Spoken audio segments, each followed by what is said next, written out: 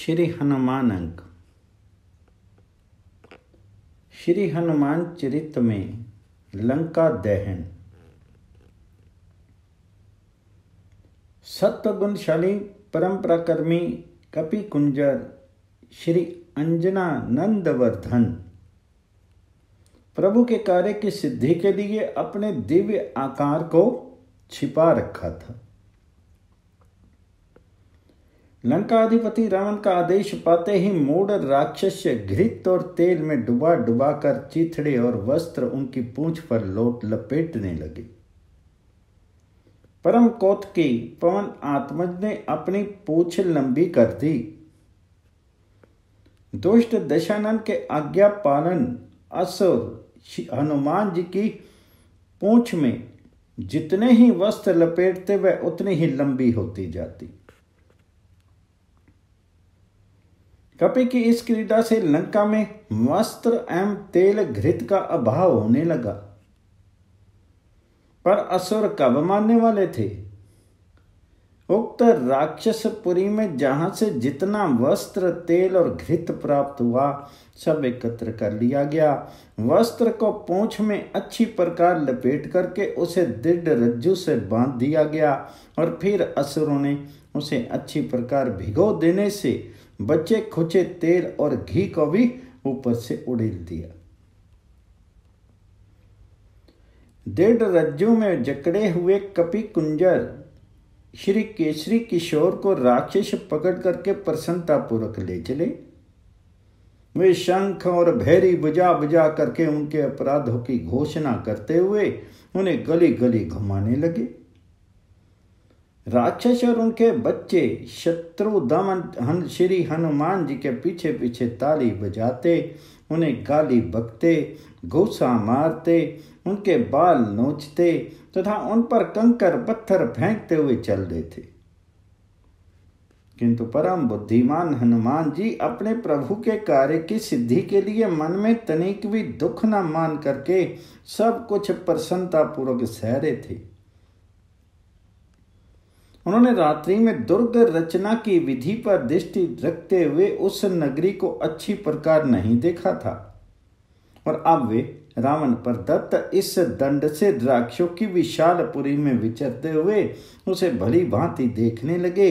इस प्रकार उन्होंने अनेक अद्भुत विमान, सुंदर चबूतरे, घनीभूत गृह पंक्तियों से घिरी हुई सड़कें, चौराहे, छोटी बड़ी गलियां, घरों के मध्य भाग, गढ़ द्वार एवं प्रख्यात राक्षसों के आवास आदि सब महत्वपूर्ण स्थान ध्यान पूर्वक देख लिए। राक्षसों ने हनुमान जी को बांध करके लंका में सर्वत्र घुमाया और जी भर करके उनका तिरस्कार किया। पीछे प्रमुख चौराहे पर आकर के सब श्री हनुमान जी को घेर करके खड़े हो गए। चारों ओर हर्ष उल्लास की ध्वनि होने लगी। उसी बीच रावण के एक प्रमुख वीर ने पूंछ में आग लगा दी। अग्नि प्रज्वलित हुई और राक्षस राक्षसियां सब हर्ष अतिरेक से ताली पीट पीट करके नाचने लगे। बल बुद्धि निधान हनुमान जी के उद्देश्य की पूर्ति हो गई। अब उन्होंने अपना आकार छोटा कर लिया। बस असुरों द्वारा बांधा गया बंधन ढीला पड़ गया। श्री पवन पुत्र बंधन मुक्त हुए और फिर उन्होंने बृहदाकार रूप धारण कर लिया।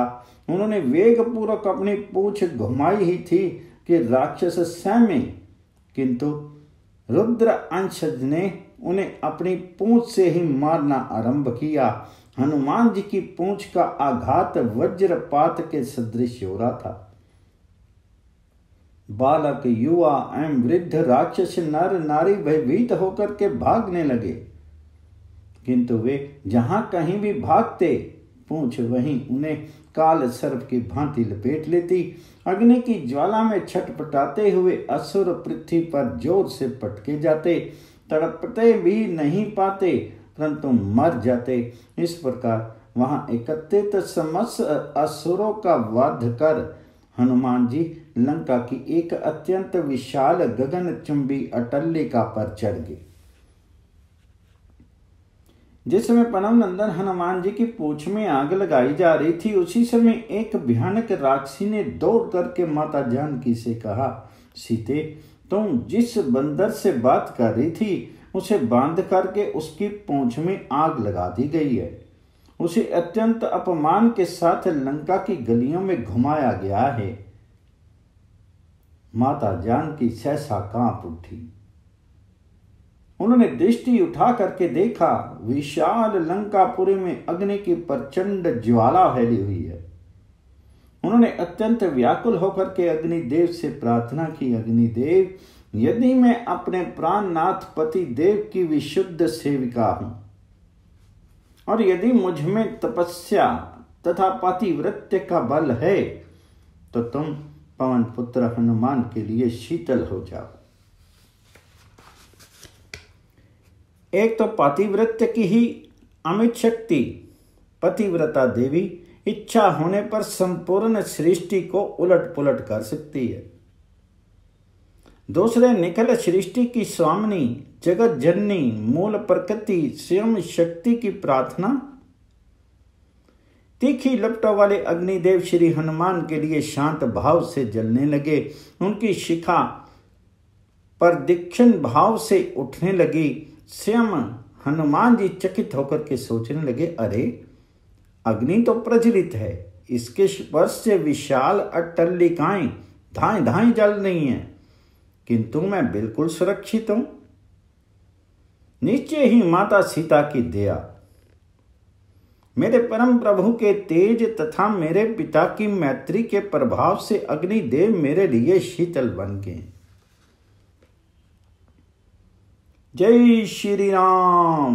उस विशाल गगनचुंबी अट्टलिका में आग लगा करके भयानक मूर्ति श्री हनुमान दूसरे महल पर कूदे।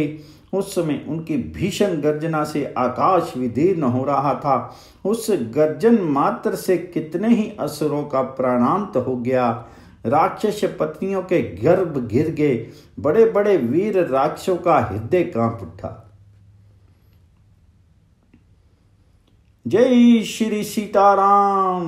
रावण के महान दुर्ग का ध्वंस करते हुए मेनाक वंदित महान वेगशाली कपीश्वर उछल करके प्रहस्त के महल पर पहुंच गए और उसमें आग लगा करके महापार्श के घर में आग लगाते हुए श्री रामदूत ने क्रमशः वज्रदंष्ट, शुक, बुद्धिमान सारन, इंद्र विजयी मेघनाद, जम्बूमाली और सुमाली के महलों को फूंक दिया। उस समय अग्नि की भयानक लपटों में अरुण वर्ण श्री मरुत आत्मज प्रत्यक्ष काल की मूर्ति प्रतीत हो रहे थे। अत्यंत भयभीत असुर उनकी ओर देखने का साहस ही नहीं कर पा रहे थे। अमित वेगशाली कपीश्वर में अद्भुत स्फूर्ति थी। वे एक महल पर जा करके अपनी प्रज्वलित पूंछ से उसके आंगन, द्वार और वातायनों में प्रवेश करके इतनी शीघ्रता से आग लगा करके दूसरे महल पर कूद पड़ते कि विश्वास करना भी कठिन था कि यहाँ एक ही हनुमान जी हैं। राक्षसों को सर्वत्र सभी महलों पर मर्कटाधीश श्री हनुमान जी ही आग लगाते हुए दिख रहे थे। इस प्रकार श्री हनुमान जी ने अत्यंत शीघ्रता से रश्म केतु, सूर्य शत्रु, ह्रस्वकर्ण, दंष्ट, राक्षस रोमेश, रन उन्मत्त, ध्वजग्रीव, भयानक, विद्युंजय, हस्तिमुख, कराल, विशाल, शोलिताक्ष, मकराक्ष, नरांतक, कुंभ, दुरात्मा निकुंभ, यज्ञ शत्रु और ब्रह्म शत्रु आदि समस्त प्रमुख राक्षसों के भवन तथा अश्वशाला, गजशाला, अस्त्रागार, सैन्य शिविर आदि में आग लगा दी। उसी समय अपने पुत्र के कार्य में सहायता करने के लिए पवन देव तीव्र गति से बहने लगे। इस कारण आग और भी अधिक प्रज्वलित होगी। सोने चांदी तथा रत्नों के महल पिघल पिघल कर बहने लगे। लंका के स्त्री पुरुष और बालक वृद्ध सभी असुरों में त्राही त्राही मच गई। लाखों असुर इस अग्निदाह से ही काल के गाल में चले गए। किसी को कुछ सूझ नहीं रहा था। सबको अपने प्राणों के लाले पड़े थे। अन्न वस्त्र आभूषण गाज्य अश्व खच्चर रथ आदि जहां के तहां अग्नि में जल रहे थे। अपने प्राण के सम्मुख उनकी चिंता कौन करता। अनाथ और असहाय की भांति रावण की लंका प्रचंड अग्नि में धाएं धाएं जल रही थी। पशु स्त्री बच्चे चित्कार कर रहे थे, पर त्रैलोक्य विजयी असुर कुछ नहीं कर पा रहे थे। श्रद्धा अवाच्य और निरुपाय थे वे। उधर जिन घरों में अग्नि कुछ शांत होती, मारुत नंदन उनमें पुनः अग्नि प्रज्वलित कर देते। वे लंका को उलट पुलट कर जला रहे थे।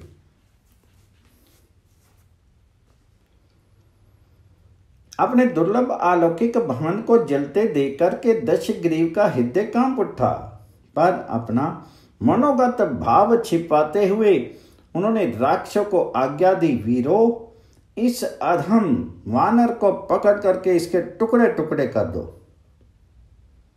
स्वामी का आदेश प्राप्त करके मेघनाद आदि वीर शस्त्र धारण करके एकत्र हुए, किंतु वे किसे पकड़े। वे जिधर जिस अट्टलिका पर दृष्टि डालते उन्हें उधर उन्हीं अट्टलिका पर हनुमान जी की काल तुल्य भयानक मूर्ति दिख पड़ती। हनुमान जी ने अपनी वज्र तुल्य प्रज्वलित पूंछ लंबी की, बस कितने ही वीर उससे झुलस गए। कितने उस पूंछ के आघात से ही व्याकुल होकर के गिर पड़े। प्रबल प्रभंजन और भयंकर ज्वाला असुर और कुछ नहीं कर सके। उन्होंने रावण के सम्मुख अपनी विवशता व्यक्त की। रावण के वश में लोकपाल और यम थे। उन्होंने उन्हें भेजा। लंका दाहक श्री हनुमान जी ने यम को तो अपनी मुंह में रख लिया और लोकपाल उनकी पूंछ के साधारण चोट भी नहीं सह सके। वे प्राण लेकर के भागे। यम की अनुपस्थिति में सृष्टि का कार्य स्थगित हो गया। प्राणियों की मृत्यु कैसे हो। देवताओं सहित हंस आरूढ़ चतुर्मुख ब्रह्मा ने आकाश से काल मूत्री श्री हनुमान जी की वंदना की। मंगल मोद निधान हनुमान जी ने यम को छोड़ दिया। यम ने मन ही मन संकल्प किया कि अब मैं प्रभु भक्तों के समीप कभी नहीं जाऊंगा। अंत में रावण ने मेघों को वृष्टि के लिए अग्नि बुझा देने की आज्ञा दी। उमड़ते हुए सजल जल्द लंका पर घिर आए। घंघोर वर्षा होने लगी, किंतु उस वर्षा का हनुमान जी द्वारा लगाई गई आग पर उल्टा ही प्रभाव पड़ा। जल की बूंदें तप्त तेल और घृत की तरह प्रज्वलित अग्नि को और भी सहायता करने लगी। जैसे जैसे वर्षा होती, आग उतनी ही तीव्र होती जाती थी। विचित्र दशा थी। बादल इधर तो अग्नि की लपटों से जले जाते हैं और उधर उनके शीर गलानी में गले जाते हैं। सब मेघ शुष्क होकर के सकुचा करके पुकारने लगे। हम लोगों ने 12 सूर्य देखे, प्रलय की अग्नि देखी और कई बार शेष जी के मुख की ज्वाला भी देखी, परंतु कभी जल को घृत के समान हुआ नहीं सुना। ये महान आश्चर्य श्री केसरी नंदन ने कर दिखलाया। मेघों के वचन सुन करके मंत्रीगण सिर घुनने लगे और रावण से बोले, ये सब ईश्वर की प्रतिकूलता का विकार फल है। सोने की लंका धाएं धाएं जल रही थी। वहां के समस्त प्राणी चीत्कार कर रहे थे, पर उनकी रक्षा करने वाला कोई नहीं था। मंदोदरी आदि रानियां बिलखती हुई चिल्ला रही थी। हमने पहले ही इस 10 मुहे को मना किया था कि सती जानकी को उसके पति के यहाँ भेज दो, श्री राम से वैर मत करो। किंतु ये अहंकार के वश होकर के हमारी एक नहीं सुनता था। अब उसका बल, उसकी सेना और उसका प्रताप कहाँ गया? कोने में चोर की तरह वह मुंह छिपा करके बैठा है। अब हमारी रक्षा कैसे हो? इसी प्रकार बालक, वृद्ध, स्त्री, पुरुष जो जहां थे वहीं बिलख रहे थे। उधर हाथी, घोड़े, रथ, पशु, पक्षी, वृक्ष तथा कितने ही राक्षसों सहित लंकापुरी दग्ध हो रही थी। वहां के निवासी दीन भाव से फूट फूट करके रो रहे थे। लंका को फूकते हुए परम पराक्रमी हनुमान जी मन ही मन अपने परम प्रभु श्री रामचंद्र जी का स्मरण कर रहे थे। श्री मर्ताधीश के इस अद्भुत एवं अप्रतिम कार्य से सभी देवता, मुनिवर, गंधर्व, विद्याधर, नाग तथा संपूर्ण प्राणी अत्यंत प्रसन्न हुए। देवताओं ने श्री पवन पुत्र की स्तुति की। कहते हैं लंका अधिपति रावण ने सूर्य पुत्र शनि देव को बंदी बना लिया था। उस बंदी गृह की चार दीवारी हनुमान जी के पैर के आघात से टूट करके गिर गई। हनुमान जी ने शनि देव का दर्शन किया और उन्हें रावण की सारी करतूत बता दी। शनिदेव ने मुक्तिदाता श्री हनुमान जी को आशीर्वाद देते हुए कहा, अब लंका का सर्वनाश निकट है। उन्होंने कनखी से लंका की ओर देखा और एक विभीषण का घर छोड़ करके बची खुची लंका जल करके राख होगी। अतुलित बलशाली श्री पवन कुमार ने जब देखा कि सारी लंका जल रही है, यहाँ के सैन्य केंद्र, युद्ध उपयोगी उपकरण तथा वाहन आदि नष्ट हो रहे हैं, यहाँ के लोग आतंकित, भयभीत एवं त्रस्त हो गए हैं, तब उन्हें माता सीता की चिंता हुई। विभीषण का घर तो मैंने बचा लिया, किंतु माता सीता पता नहीं कैसे। यदि कहीं भूल से अग्नि की ज्वाला में श्री पवन देव कांप उठे। अत्यंत चिंतित हनुमान जी उछल करके समुद्र में कूद पड़े।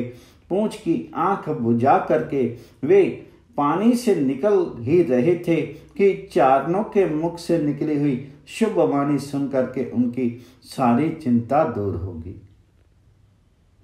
महात्मा चारण कह रहे थे, पवन पुत्र हनुमान जी ने सोने की लंका में आग लगा करके बड़े दुस्साहस का कार्य किया। घर में से भागे हुए राक्षसों, स्त्रियों, बालकों और वृद्धों का रुदन और चीत्कार सारी लंका में छाया हुआ है। पर्वत की कंदराओं, अटारियों, परकोटों, सैन्य स्थलों, गुप्तगारों और नगर के प्रमुख द्वारों सहित समूची लंका जल करके भस्म हो गई। किंतु अत्यंत आश्चर्य की बात है कि श्री राम वल्लभा सीता जी पर आंच तक नहीं आई। पवन पुत्र हनुमान जी की जय।